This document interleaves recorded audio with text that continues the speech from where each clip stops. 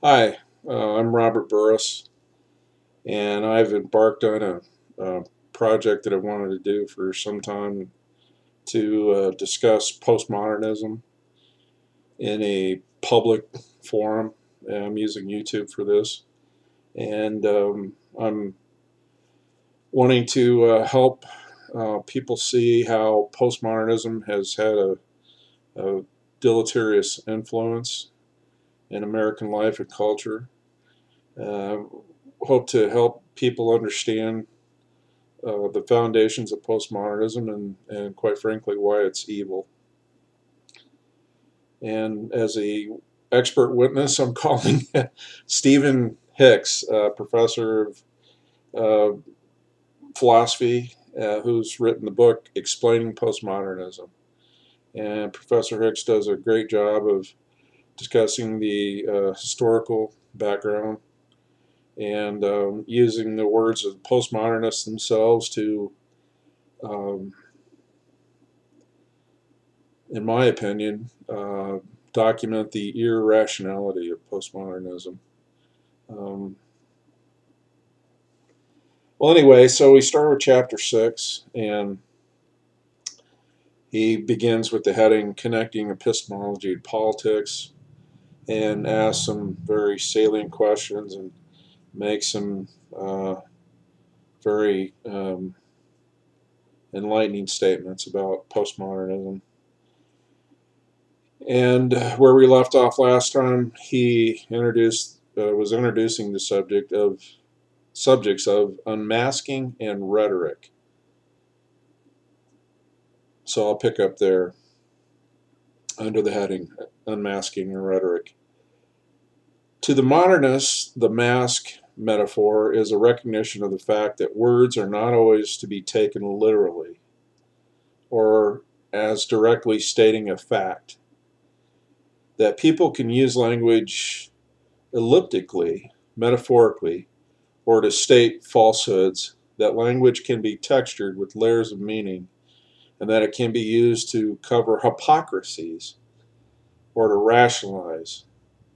Accordingly, unmasking means interpreting or investigating, he's got a hyphen in there, to get to a literal meaning or fact of the matter. The process of unmasking is cognitive, guided by objective standards with the purpose of coming to an awareness of reality. For the postmodernists, that's the modernist view of unmasking. For the postmodernists, by contrast, the interpretation and investigation never terminate with reality. Language connects only with more language, never with a non-linguistic reality. In Jacques Derrida's words, the fact of language is probably only the only fact ultimately to resist all parenthesization. That is to say, we cannot get outside of language. Language is an internal, self-referential system, and there is no way to get external to it. Although, even to speak of internal and external is also meaningless on postmodern grounds. There is no non-linguistic standard to which to relate language, so there can be no standard by which to distinguish between the literal and the metaphorical, the true and the false. Deconstruction is therefore, in principle, an unending process. Unmasking does not even terminate in subjective beliefs and interests, for subjective, quote unquote, contrast to objective, quote unquote, and that is that too is a distinction that postmodernism denies. Oh, I want to stop and make comments. A subject's beliefs and interest are themselves sociolinguistic constructions. So unmasking one piece of language to reveal an underlying subjective interest is only to reveal more language. And that language in turn can be unmasked to reveal more language, and so on. Language is masks all the way down. At any given time, however, a subject is a particular construction with a particular set of beliefs and interests, and the subject uses language to express and further those beliefs and interests. Language is thus functional, and this brings us to rhetoric. For the modernist, that was the postmodern view, for the modernist, the functionality of language is complementary to its being cognitive.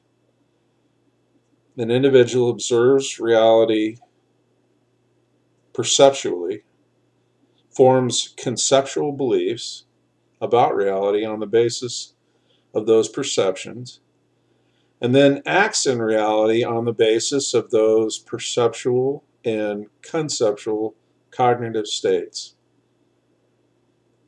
Some of those actions in the world are social interactions, and some of those social interactions, and in some of those social interactions, language assumes a communicatory function.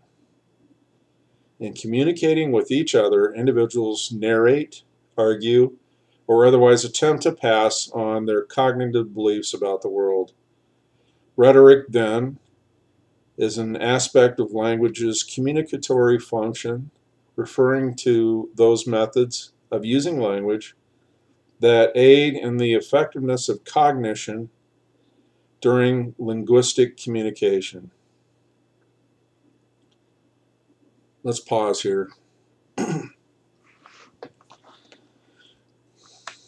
Man, that's rich. Of course, I intend to be very critical of the postmodern view. I believe it's deceptive, um, breathtaking in its deception. And as a philosophy, it's self-deception.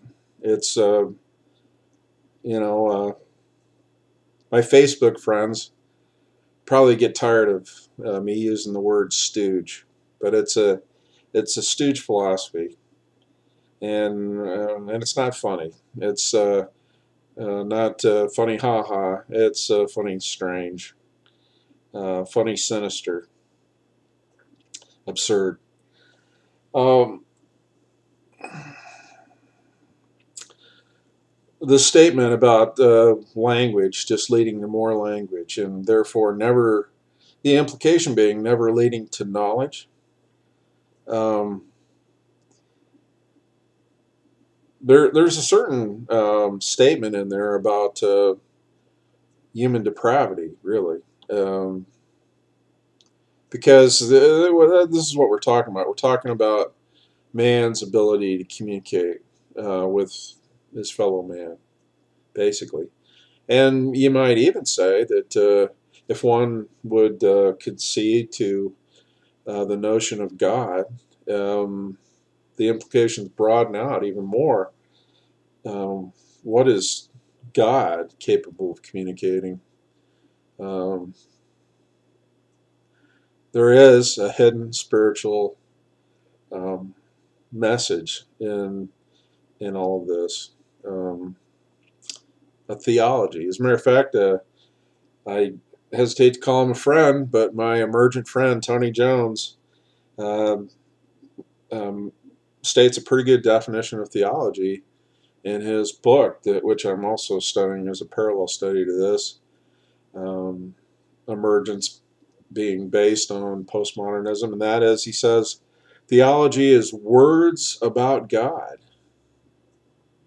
theo, logos, um, which is an excellent definition.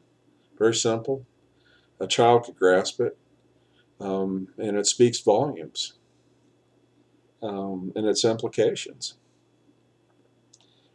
So, again, what the statement here about unmasking leading to rhetoric, basically. Um, the unmasking in postmodernism is this ever more granular, perhaps, analysis of language, um, assuming that whatever stated meaning, overtly stated meaning, in any communication is chaff, and that you're ever um, thrashing to get at um, hidden meaning. Um, Again, it's a love of mysticism, and it's double talk here. This basically, again, one. Let's just make it very simple. What is the point of language if it's not to communicate? If there's nothing to be learned from it? Well, see again, they're saying, well, you can't learn anything from language. I mean, that's the implication. Language leads to more language. It's just words. I mean, that's their thinking. And a lot of people buy into that, strangely enough. And that language, this is the statement in the last paragraph, and that language in turn can be unmasked to reveal more language and so on. Language is masks all the way down. Language, to paraphrase that, language in the postmodern view and Derrida's view is deception all the way down, which is brilliant in its audacity to propose that and to invite people to ascribe to that notion. Because what's implied there is human depravity, is human weakness, failure. Even more than that, depravity is, I can't think of a better term to describe it. It's the implication there is that, well, the Bible says that man is a liar. And I think at one point Paul says, let God be true and every man a liar. And we know our proclivity for lying. If we're honest, we know it.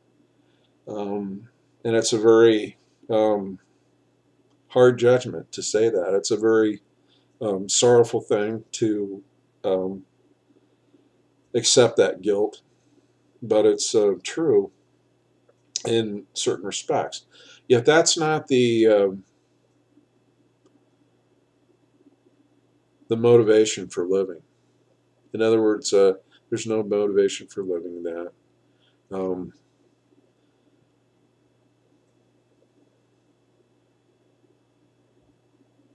the, who, what liar doesn't earnestly desire, at least in his own life, some honesty, um, for the world to make sense? I think everybody desires that, and in a manner of speaking, even the postmodernists desire that. Again, this is philosophy and that I like to describe what is truth. It's the what is truth philosophy, ever questioning, ever seeking for truth, never wanting to admit that truth can be found. This is just rich. This is huge. And in my comments here, I see that I've really taken a lot of time. But it's a lot of double talk there, and the double talk is diagnostic of the irrationality of it. And I think I'll leave it at that for today. Breathtaking, absolutely breathtaking.